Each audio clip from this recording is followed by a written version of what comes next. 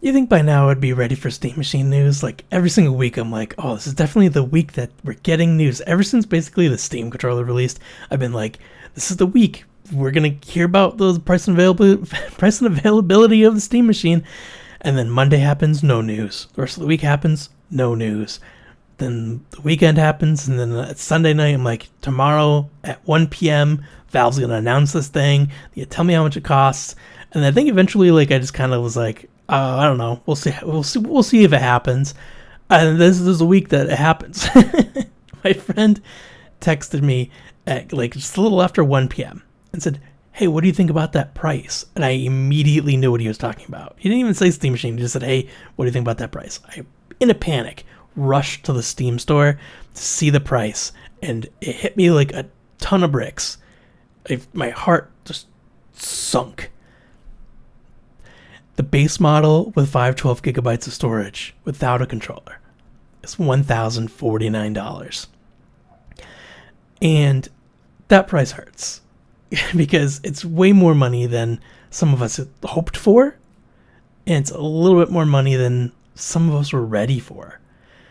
I think for me, I was thinking $999 max, like absolute max. But it looks like Valve was not able to get it, even to get below $1,000 and keep it in a way that it makes sense for them to sell it. If you want a controller with that 512 gig model, I'm looking at my numbers here. The bundle with the controller is $1,128. The 2 terabyte model jumps way up in price. 2 terabyte without a controller is $1,349. So $300 more for the upgrade in storage. And RAM and storage are the things that are the most expensive parts of these things because of things that are going on in the world, and we'll get to that. But the 2 terabyte with the controller is $1,428. So when you get the controller with the bundle, you are saving a little bit of money. So if you didn't already get a Steam controller, or if you're like in a wait list for Steam controller and you want to put your name in for the bundle with the controller, you could absolutely do that. So what Valve did here was they basically made a raffle. So each model, you pick the models that you are interested in. You could do all 4 if you want. You could just do one of them you want, whatever. You pick the models you want and you join the list, and for each model you get added to a list of like a wait list. And from Monday at 1 p.m. when they announced it until 1 p.m. today, so it's already been done, anyone who joined this wait list gets added to. Anyone who's joined the list, they're on this big list. They're going to randomize each list for each model, and then on Monday the 29th, they're going to send emails out. And if you get an email from Valve, it's essentially a link to buy it. So that is your turn. And you get 3 days to actually execute on it and buy the system. After that 3 days, it just kind of expires and you're put at the end of the list. I'm not sure if you have to re-sign up for the list or anything like that. I think people are going to be really watching their emails for this. But I signed up for just that base model. I'm not interested in buying another controller or having that much storage. I don't need it personally. But I signed up for the waitlist for the base model 512 gig. And that's something we need to talk about for this price is why is this thing so expensive? And the big reason is that DRAM chips and NAND flash chips are really expensive, and that's because there's a huge demand from AI data centers. They're buying up as much as they can because their data centers need it to run, AI, I guess. It's so stupid. And we got places like companies like Samsung and HK Hynix and like Micron, and they've basically abandoned the consumer market because they know they can make way more money selling to Anthropic or whatever, and OpenAI and Microsoft and all these things for their AI data centers. And so they either sell very little to the consumer market or sell none at all. Some companies have completely pivoted and they're not selling anything to the consumer market. And so essentially these same DRAM chips that would go on the RAM modules and get put in your computer, they're just being sold somewhere else. So not only do we have AI data centers buying up all these components, making everything so expensive, we have these companies that realize they can make more money selling to these AI data centers, and they've completely abandoned us. And there's even more things like Fuel prices have gone way up because of things that the president of the United States has done, and other things happening in the world politically. Fuel pricing has gone way up. So getting things from one country to another is now way more expensive. So all these things are adding up. And inflation, all this stuff. It makes it very expensive. If you look at PlayStation, Nintendo, and Xbox, they've raised their prices at least one time. Nintendo's going to in September by $50. PlayStation and Xbox have raised their prices twice already. And Xbox just today announced that the 512 gig models of their Xbox is going up by $100. The 1 terabyte models are going up by $150, and they're completely getting rid of 2 terabyte models because I feel like they probably couldn't sell it at a price where somebody would think that it's worth it. And you can see that in the Steam machine right now because Valve doesn't have the buying power that Xbox or PlayStation or Nintendo has, right? Nintendo's been making video game systems since before I was born. Sony has been making video game systems for 30 years, right? Since like 96 or so. Xbox has been around for 25 years, right? And Valve released the first Steam Deck in 2022. So just a few years ago. So they probably have that's like 4 years. So let's say like 5 or 6 years that they've been like buying components from companies. And so Valve has even said themselves there were weeks or months where they couldn't even buy components at all because everything was so expensive, or these companies are like, hey, we need to make a guaranteed amount of money, so you need to buy like 100 million of something. And Valve is not going to be selling 100 million Steam machines. Like, I mean no offense to Valve, but they're not. Steam Deck probably sold less than 10 million, and that was, compared to like a Nintendo Switch, which has sold over 100 million. These other consoles, Xbox and PlayStation, at least, they're going to continue to sell tens of millions more before the next system comes out. So they're buying up a lot of parts, and these manufacturers are almost guaranteed that they're going to get this money and buy that. These companies are going to be buying all these parts. So when Valve reaches out and they're like, "Hey, we need some RAM," companies are like, "Yeah, we're not going to sell you the RAM. The RAM that we were able to get, we're selling it to Sony for the PlayStation." So that's one big problem. And yeah. But so something to talk about too is the fact that Steam Machine is so expensive compared to the other ones, and that is literally because of that. Because Sony and Microsoft can buy way more units of something, pay way less per unit, and they have better partnerships with all these other things. So when you see a PS5 at $650 and the Steam Deck, Steam Machine at $1,049, and they're about the same power as far as components wise, it's not really a fair comparison because of how those two things are manufactured. But if you really think about it, so with all three, Nintendo, Sony, Xbox, or Nintendo, PlayStation, Xbox, they all require a subscription service to play games online for online storage or any of that stuff. And some of the older games that you want to play on these systems, you can only play through these subscription services. Like Sony, for PlayStation 5, to play older PlayStation 2 games, you have to have PlayStation Plus, and you have to have like a higher tier of it. So you're going to be spending like $200 a year on the subscription service for that. If you want to play online, even just on Xbox, just to play games online is under $20 a year. So if you buy an Xbox Series X for $650 because the Series X is, in August 1st, is going to be $800. And then you own it for 2 years and pay for Game Pass Central, which is the lowest tier, you've already spent the same amount of money as the Steam machine. And you're going to keep paying under $20 a year every single year if you play games online at all. It's one of the reasons I kind of left Xbox, because originally it was $60 a year, and I felt, okay, that sucks, but like I'll still pay that. But when it raised to $120, I play Monster Hunter a couple of dozen times a year or something like that. Probably less than 100 times a year. I know that sounds a lot over the course of a year, but to play games not that often to have to pay that much money to play them, I decided it wasn't worth it, and I got it for Steam. I've been playing on Steam Deck, played it online for free, because on SteamOS and on Steam, you don't need a subscription service. If you play a game online, that's free. If you want online storage for your backups, for your saves, game save backup to an online, like a cloud storage, that's just included in Steam for free. You don't have to pay anything for it. I think Xbox also gives you that for free.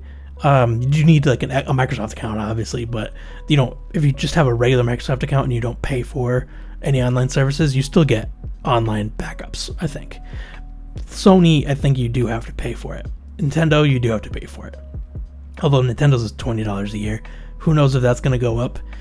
It might, but yeah, you still have to pay these subscription services. On Steam, you don't. So after a number of years, it will equal out. I'm not saying that that's justified or something, but like that's one of the things that people who play games on PC are just used to. You just play games online for free. But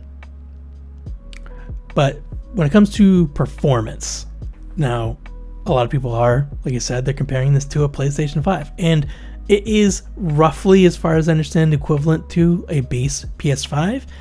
And with certain upscaling and things, you can finagle some stuff and get some really good results. And some people who've gotten the review model have played around with it, and there are a bunch of games that play in 1440p at 60 frames per second without any kind of upscaling or any kind of help with any software.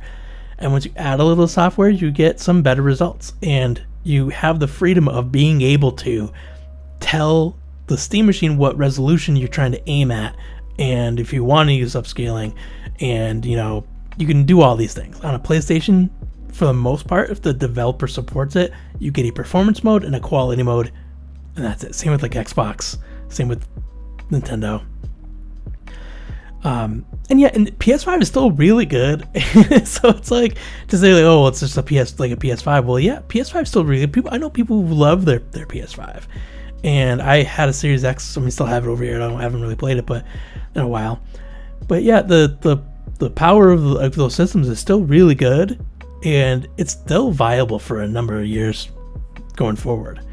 But also, like, one of the big things is that the Steam machine's power, Steam collects information. So I don't know if you have to opt in or not, but the information that they've collected from the people who may have opted in, that the hardware that people are running, the Steam machine, is more powerful than about 70% of that data they have. So that means for 70% of people who have Steam, play Steam games, the Steam machine is an upgrade. It might be a small upgrade, it might be a huge upgrade, but it is an upgrade for 70% of people on Steam, which is more than enough to make it worth being an option. And then not coming with a controller, right? That seems weird, right? For anybody who's played consoles like myself for their whole life, a system not coming with a controller, that's so weird, right? The Steam machine is a PC, and it plays controller. You can put any controller on it. So like if you buy an Xbox, you have to use an Xbox controller, right? If you have a PlayStation, you have to have a PlayStation controller. Or with Nintendo, you got to have like a Nintendo controller or like a third-party controller that's compatible with Switch or Switch 2.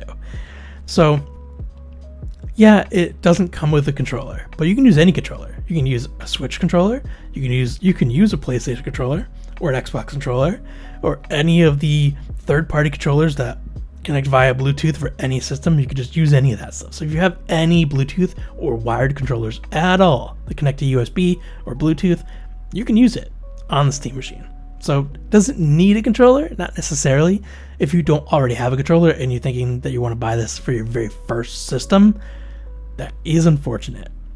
And you would have to buy a controller. But there's some really good options, and myself and a couple of my creator friends have reviewed some great controllers that are really inexpensive, like $30. Like the Go ES Pro that I have a video for. I put it on the corner here.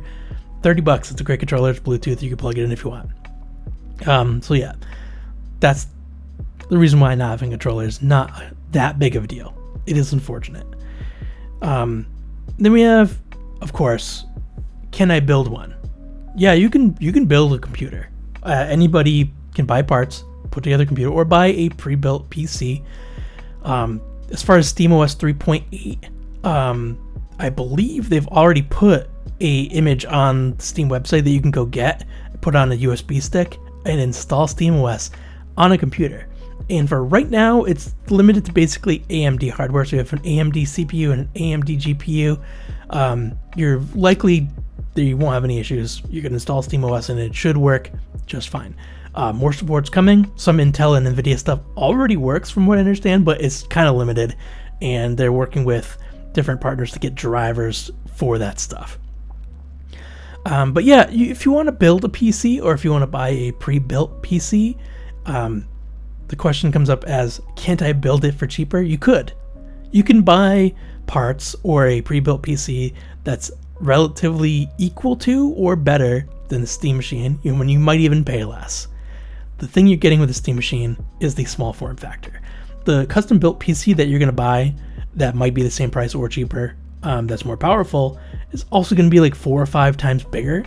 And if you're going to try to save money on building a PC, full ATX size parts, which are the largest parts, are going to be the ones that you're going to aim for, and you're going to have a really big PC. If you're okay with a big PC that has a bunch of fans and is kind of loud when it runs, then yeah, get that and put SteamOS on it. That's probably a better option for you.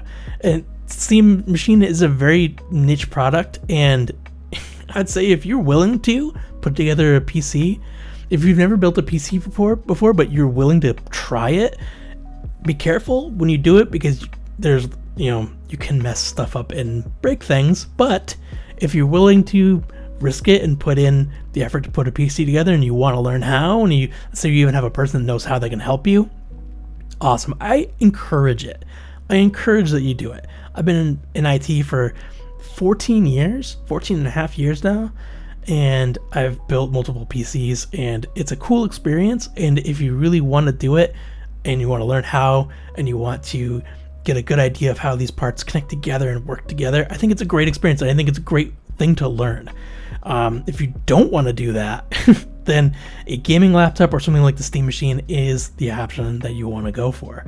And you probably won't pay much more or less for a pre-built PC or a gaming laptop than you would pay for the Steam Machine. So if the small form factor of the Steam Machine is something that you're really interested in, then I would recommend maybe going down that path. SteamOS is really great. I have the Steam Deck and I play games on that all the time. And I'm really excited to have, the chance to have a SteamOS like full gaming PC. But I did find it funny though. I try not to be negative in these videos. And if there's any negativity, it's kind of like more disappointment than like anger or anything like that. But I do find it really funny that this news hit, and like dozens and dozens and dozens of people online immediately became like master PC build engineers. And yeah, like you can absolutely build a better PC for less. And I think the argument that the Steam Machine should never be sold because you could is kind of disingenuous, because that defeats the purpose of the Steam Machine. It's not a comparable thing. But yeah, and of course, some more things to address. People online making claims that Valve has made this price for the Steam Machine strictly out of greed, or maybe like part of it is component pricing, but it could have been a couple $100 less, and they decided they wanted to make way more money. I don't really think that's the case. You can tell by just their interviews and the way that they have released this thing that they really didn't want this to be the price. And if they were smart and if they could release it at say they could release it at $800, but they decided to sell it at $1,050, you would think that they would make it like $900, because they could sell more of them. More people would be interested at $900 than at over $1,000, right? But yeah, there's a ton of people out there that are like, oh, Valve's just greedy. Well, I mean, all corporations can be greedy. But they just immediately like assign malice to it is not something that I usually try to avoid that kind of stuff. But I'm excited for Steam Machine. I think it will be a really cool device on my desk. I play a lot of 2D side-scrolling hand-drawn pixel art games like Metroidvanias and platformers. So I really don't need all that much power for most of the games I play. I do play Monster Hunter Wilds, and on the Steam Deck, it looks like a PlayStation 3 game.